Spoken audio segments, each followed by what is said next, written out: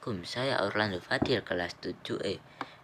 Dengan membuat video ini saya ingin memberitakan hal yang viral di platform TikTok saya atau media sosial saya adalah Indonesia melarang penjualan nikel terhadap negara lain. Apakah benar? Mari kita cari tahu. Setelah saya membaca berita tersebut, saya melakukan riset.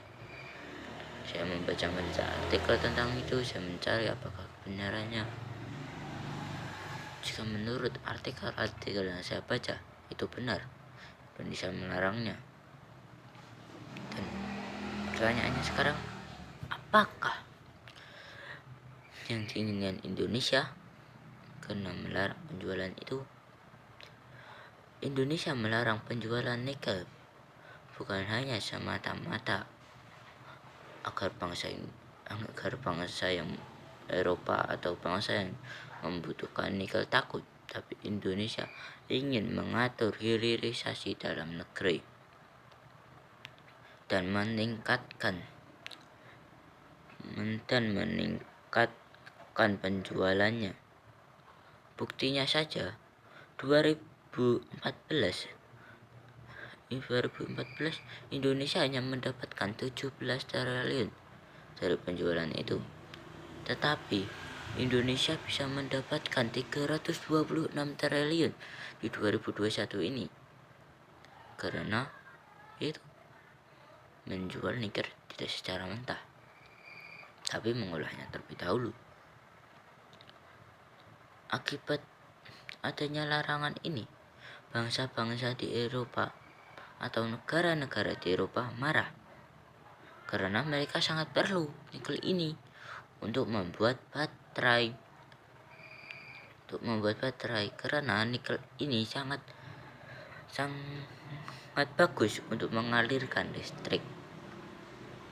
Di nikel ini adalah salah satu bahan yang bagus untuk membuat buatan baterai.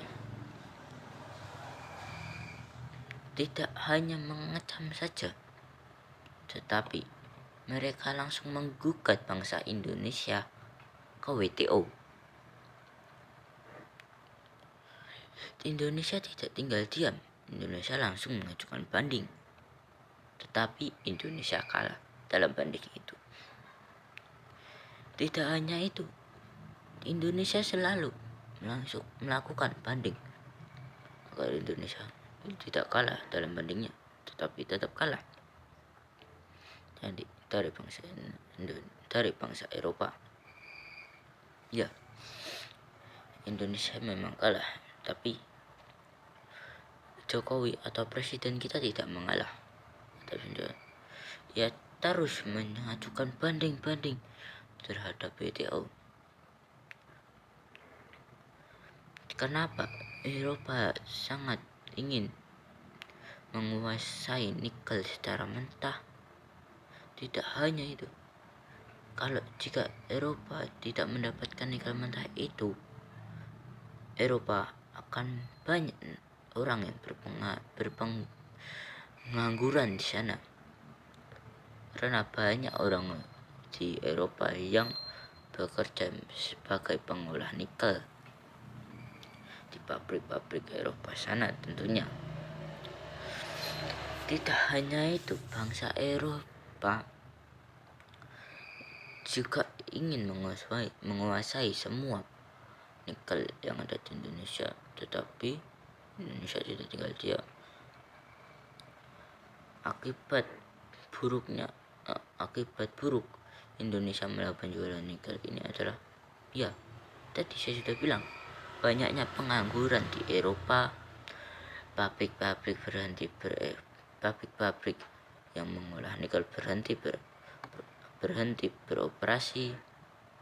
Nah, dengan ini Eropa mengajukan banding, tetapi Indonesia tidak mau karena itu hak Indonesia.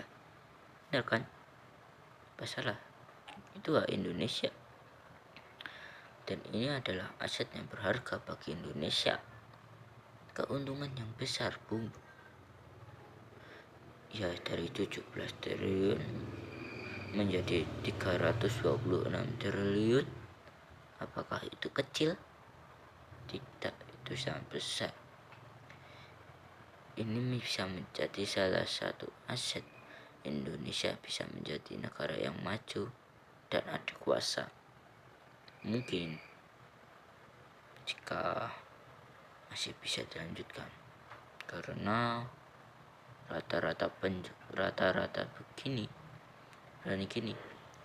saya langsung longsor, seperti Sultan siapa itu